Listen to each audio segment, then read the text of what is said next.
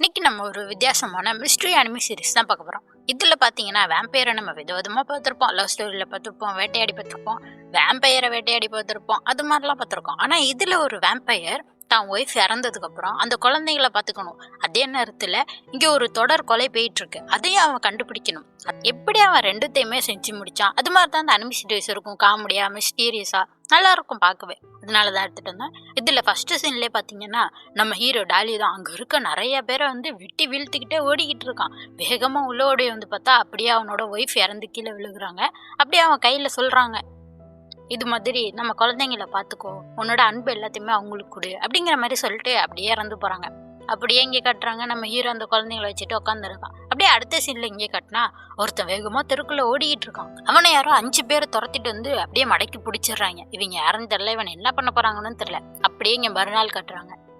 நம்ம டாலி தான் வண்டியிலேருந்து இறங்கி வந்துட்டு அவன் ஃப்ரெண்டை பார்த்து பேசிகிட்டு இருக்கான். எப்போதான் வலைய இருக்கேடா அப்படிங்கிற மாதிரி. சரி சரி வா, நம்மளுக்காக லார்ட் ஜானஸ் வெயிட் பண்ணிக்கிட்டு இருக்காரு, போய் பார்ப்போம் அப்படின்னு சொல்லிட்டு 2 பேருமே உள்ள வராங்க. எதுக்கு வர வச்சிருப்பாரு, இப்போ தொடர் கொலையெல்லாம் போயிட்டுருக்குல்ல, அதை பற்றி விசாரிக்கிறதுக்கா இருக்கும் அப்படிங்கிற மாதிரி சொல்கிறப்ப, ஏன் அதை போலீஸ் பார்த்துக்க மாட்டாங்களா அப்படிங்கிற மாதிரி டாலி சொல்ல அவன் சொல்லிகிட்டு இருக்கான். ஆனால் நம்ம தானே வால்ட் ஏஜென்சியில் இருக்கோம், இதுலேயே ஒரு சீக்ரெட்டான அதாவது இவங்க சீக்ரெட்டான இன்டெலிஜென்ட் ஃபோர்ஸில் உள்ளவங்களாம், நம்ம தானே அதை பார்த்துக்கணும் இப்படி மாதிரி முக்கியமான விஷயங்களை அப்படின்னு சொல்லிட்டு 2 பேருமே உள்ளே வராங்க. அவர் இவங்களை பார்த்தோன்னே 2 பேருமே வரவேற்கிறாரு.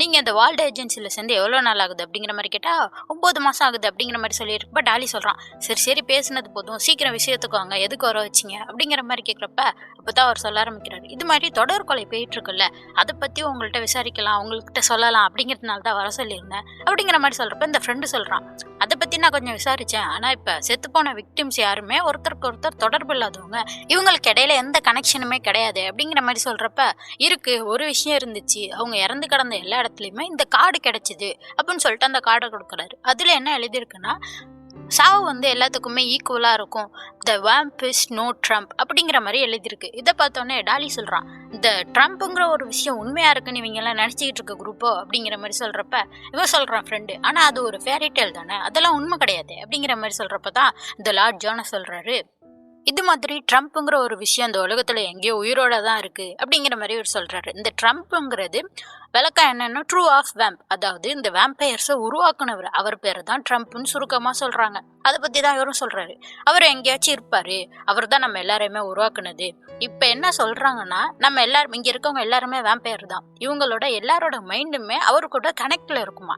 இப்படி ஏதாச்சும் இங்கே பிரச்சனை வர்றதை மட்டும் அவர் சென்ஸ் பண்ணாருன்னா நம்ம இனத்தையே அழிக்கிறதுக்கு கூட அவருக்கு வாய்ப்பு இருக்குது. அது மாதிரி எது வேணா நடக்கலாம். அதனால தான் சொல்கிறேன், சீக்கிரம் இந்த கொலைகளை நம்ம நிப்பாட்டணும் அப்படிங்கிற மாதிரிலாம் இவர் சொல்கிறப்ப, அதை இன்வெஸ்டிகேட் பண்ணுறதுக்கு தான் இவங்களை வர சொல்லியிருக்காரு.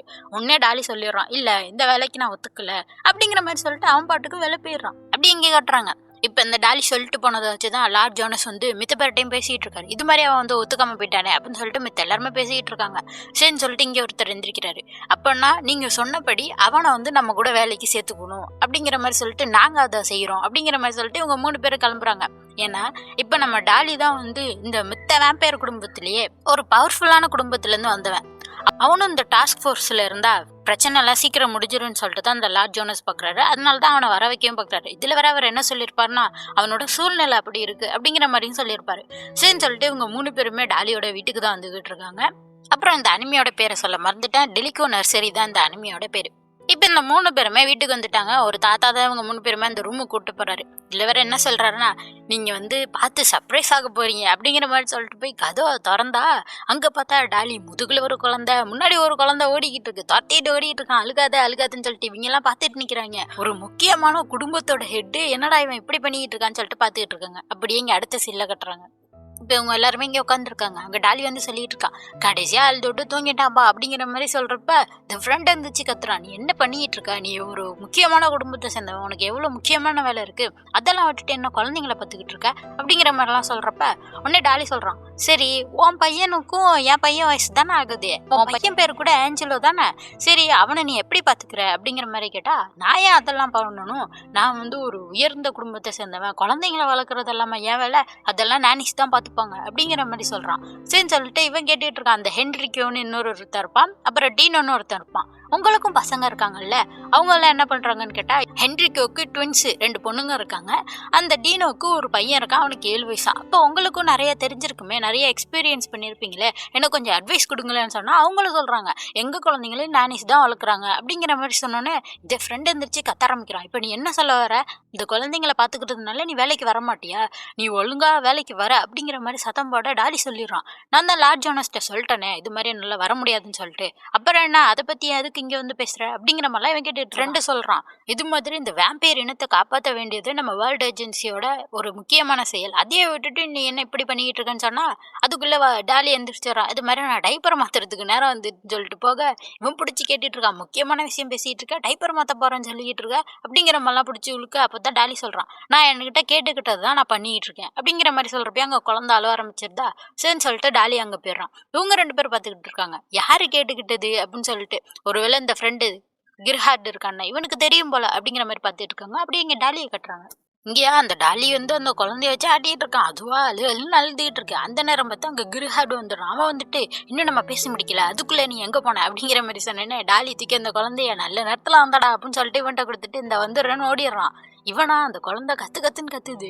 இவன் கத்திட்டு இருக்கான் திருப்பி, இந்த பேரு வாய மூடு சும்மாரு அப்படிங்கிற மாதிரிலாம் கத்திட்டு இருக்கான். அந்த 2 பேரும் வந்துடுறாங்க. என்னடா குழந்தைய எப்படி கத்திட்டு இருக்க, அது இன்னும் பயந்துரும் அப்படிங்கிற மாதிரி சொன்னா, சரி நீங்க வந்து பாத்துக்கோங்க அப்படிங்கிற மாதிரி சொன்னா, ஐயோ எங்களெல்லாம் பாத்துக்க முடியாது, எங்களுக்கு தெரியாது அப்படிங்கிற மாதிரிலாம் சொல்லிட்டு இவங்க பாத்துக்கிட்டு இருக்காங்க. ஒரு வெள்ளை டைப்பர் மாத்தணுமோ அப்படிங்கிற மாதிரிலாம். அப்பதாங்க அந்த பாட்டி வராங்க. இவங்க வந்து நேனி தான். இவங்க வந்து அந்த குழந்தைய வாங்கினோடனே அவன் அழுவையை நிப்பாட்டிடுறான். அப்புறம் அவங்க பாக்குறாங்க, டைப்பர்லாம் ஒன்று மாத்தானா இவனுக்கு பசிக்குது தான் போல அப்படிங்கிற மாதிரி சொன்னேன். இவங்கெல்லாம் ஆச்சரியமா பார்க்குறாங்க. உங்களுக்கு குழந்தை பாசெல்லாம் புரியுதா என்ன அப்படிங்கிற மாதிரிலாம் பார்த்துக்கிட்டு இருக்காங்க. ஏன் எனக்கு புரியுமே அப்படிங்கிற மாதிரி சொன்னோன்னே இந்த கிர்ஹார்ட் சொல்கிறான், ஏன் நீங்கள் பார்த்துக்க கூடாது, நீங்கள் தானே நீ இந்த குழந்தைங்களை பார்த்துக்க வேண்டியதானே, அவனுக்கு எவ்வளோ பெரிய ரெஸ்பான்சிபிள் இருக்குது, எவ்வளோ இதெல்லாம் இருக்குது, அதெல்லாம் விட்டுட்டு இவன் குழந்தைய பார்த்துக்கிட்டு இருக்கான் அப்படிங்கிற மாதிரிலாம் சொன்னோன்னே அந்த நானி சொல்கிறாங்க, கிர்ஹார்ட் உங்களுக்கே இது தெரியுமே அவர் ஏன் இப்படி பண்ணுறாருன்னு சொல்லிட்டு அப்படிங்கிற மாதிரி சொன்னோன்னே அங்கே டாலி வந்துடுறான். போய் அவன் பால் பாட்டில் தான் எடுத்துகிட்டு வர போயிருக்கான். அந்த குழந்தைக்கு பாலை கொடுத்துக்கிட்டு அப்படியே நின்றுட்டு இருக்கானா. அதோட என்ன சொல்றான்னா, சரி நீங்க என்னை பார்க்க வந்ததில்ல ரொம்ப சந்தோஷம், ஆனா என் முடிவை நான் மாத்திக்க போறது இல்லை அப்படிங்கிற மாதிரி சொன்னோன்னே அவங்க எல்லாம் சொல்றாங்க, இல்ல ஏத்துக்க முடியாது, உன்னோட டியூட்டிஸ் ரொம்ப முக்கியம் அப்படிங்கிற மாதிரி சொல்றப்ப, நீனும் அதான் நினைக்கிறியா கிர்ஹார்ட் அப்படின்னு சொல்லிட்டு அவன்கிட்ட கேட்க அவன் சொல்ல ஆரம்பிக்கிறான், எனக்கு தெரியும் நீ வந்து அந்த ஃப்ரீடா சொன்னதுனால தானே இதெல்லாம் பண்ற, அதாவது டாலியோட ஒய்ஃப் சொல்லிட்டு இறந்து போயிருப்பாங்களா குழந்தைய பார்த்துக்கோன்னு சொல்லிட்டு, அதுக்காக தானே இப்படி பண்ற அப்படிங்கிற மாதிரி சொன்னோன்னே டாலி சொல்றான், இதுக்கு உனக்கு எந்த சம்மந்தமும் இல்லை அப்படிங்கிற மாதிரி சொன்னோன்னே கிர்ஹார்ட் கத்துறான், எனக்கு இதுக்கு சம்மந்தம் இல்லையா, என்ன சொல்ற, உன் ஒய்ஃபை கொன்னதே நான் தான் அப்படிங்கிற மாதிரிலாம் சொன்னோன்னே இவங்க 2 பேரும் பார்க்குறாங்க, இது டாலியோட ஒய்ஃபை கொன்னியான்னு சொல்லிட்டு, இதுக்கு வந்து ரீசன் பின்னாடி வரும் அப்படிங்கிற மாதிரி சொன்னோன்னே அவன் சொல்லிடுறான், அதனாலலாம் இல்லை, இப்போ பாரு நான் குழந்தைய பார்த்துக்கிறதுனால எனக்கு எவ்வளோ எக்ஸ்பீரியன்ஸ் இருக்குது தெரியுமா, இதுலேயே நான் ஒரு மாஸ்டர் ஆகணும் அப்படிங்கிற மாதிரிலாம் அவன் சந்தோஷமா பேசிக்கிட்டு இருக்கான். கிர்ஹார்ட் சொல்கிறான், இல்லை என்னால் இதை ஏற்றுக்க முடியாது, நீ வந்து ஒரு முக்கியமான ஒரு ஆள், உன்னோட பதவி பொறுப்பாலும் விட்டுட்டு இப்படி நீ குழந்தைய பார்த்துட்டு இருக்க போறியா அப்படிங்கிற மாதிரிலாம் சொன்னால் டாலி ஏற்றுக்கவே மாட்டான். டாலி எதுக்குமே ஒத்து வர மாட்டானா. இதை பார்த்துட்டு அந்த கிர்ஹார்ட் சொல்றாரு, சரி நீ வந்து 2த்தையுமே ஒரே நேரத்தில் பண்ணு, பேலன்ஸாக வச்சுக்கோ, வேர்ல்ட் ஏஜென்சிலேருந்து வர மிஷன்ஸையும் செய்யி அதே நேரத்தில் உன் குழந்தையும் பார்த்துக்கோ, பேலன்ஸாக இரு, உன்னால முடியும், எனக்கு தெரிஞ்ச டாலி டெலிகோவால் இது எல்லாத்தையும் செய்ய முடியும் அப்படிங்கிற மாதிரிலாம் கிர்ஹார்ட் சொல்ல, இதை கேட்டுட்டு டாலி சொல்கிறான், ஓ நீ அப்படி வரியா, என் குழந்தையும் பார்த்துக்கணும் நான் மிஷன்ஸையும் பார்த்துக்கணும், நல்ல ஐடியா தான், நான் இதுக்கு ஒத்துக்கிறேன், ஆனால் ஒரு கண்டிஷன் அப்படிங்கிற மாதிரி சொல்கிறான். என்ன கண்டிஷன் அப்படின்னு சொல்லிட்டு பார்த்தா இவங்களை பாருங்க, இந்த 4 பேரும் உட்காந்துருக்காங்க, இவங்களை சுற்றி அவங்க குழந்தைங்களும் கூட்டு வந்திருக்காங்க. டாலி என்ன சொல்லியிருக்கான்னா, நான் எப்படி என் குழந்தையும் பார்த்துக்கிறேன் மிஷன்ஸையும் பார்த்துக்கிறேனோ அதே நேரத்தில் நீங்களும் உங்கள் குழந்தைங்களை இங்கே கூட்டிட்டு வந்துட்டு உங்கள் மிஷன்ஸையும் இங்கே உட்காந்து பார்க்கணும் அப்படிங்கிற மாதிரி சொல்கிறான். அங்கே பார்த்தா அந்த குழந்தைங்களை பாருங்க, என் பொம்மையை திருடிட்டா அப்படின்னு சொல்லிட்டு ஒன்று அழுகுது, இங்கே 2 உருண்டு விளாண்டுட்டு கிடக்குது, ஒரே சத்தமாக இருக்கீங்க. இவங்க 3 பேரும் உட்காந்துருக்காங்க. கிர்ஹார்டா செம்ம கோவத்தில் உட்காந்துருக்காரு, இந்த டாலி போய் எங்கே தான் போனானா இப்படி ஒரு கண்டிஷனை வச்சிருக்கானே நம்மளுக்கு அப்படிங்கிற மாதிரி சொல்லிட்டு இருக்காங்க. அப்படி இங்கே டாலியை கட்டுறாங்க. அவன் வந்துட்டு அந்த லார்ட் ஜானஸ்ட்டை தான் பேசிக்கிட்டு இருக்கான். இது மாதிரி ஒரு கண்டிஷன் போட்டு தான் இதை நான் ஏற்றுக்கிட்டேன், அதே மாதிரி அவனோட வீடு அந்த டெலிக்கோட எஸ்டேட்லேயே இந்த விஷயத்த வந்து விசாரிக்க போகிறாங்க, அதுதான் வந்து ஹெட் குவார்ட்டர்ஸாக இருக்க போகுது அப்படிங்கிற மாதிரிலாம் சொன்னானே இவர் பார்த்துக்கிட்டு இருக்காரு, ஏன்டா பிள்ளைங்களையும் வச்சுக்கிட்டு எப்படா இதை பார்க்க போகிறீங்க, இதை கேட்குறப்ப அது ஒரு நர்சரி மாதிரி தாண்டா இருக்குது, ஹெட் குவார்ட்டர்ஸ் மாதிரி இல்லையே அப்படிங்கிற மாதிரி சொன்னேன்னே இவன் சிரிச்சுட்டு சொல்கிறான், அப்போ சரி நம்மளோட கோட் நேம் வந்து நர்சரி தான் அப்படிங்கிற மாதிரி சொல்கிறான். அப்படியே இங்கே ஒருத்தரை காட்டுறாங்க. இவர் அப்படியே வானத்தை பார்த்துட்டு நடந்து வந்துகிட்டு இருக்காரு. அந்த பசங்கள்லாம் கேட்குறாங்க, டீச்சர் கிளாஸ் எங்கே போகிறீங்க, அடுத்து உங்கள் கிளாஸ் தானே ஆரம்பிக்க போகுது அப்படிங்கிற மாதிரி கேட்டால் அவர் எந்த பதிலுமே சொல்லலை. அவர் பாட்டுக்கு நடந்து போயிட்டு இருக்காரு, வானத்தை பார்த்துக்கிட்டு இருக்காரு. அப்படியே அந்த எபிசோட் முடியுது. அடுத்த எபிசோட் பக்கம் நான் மறக்காம சேனலை சப்ஸ்கிரைப் பண்ணிக்கோங்க.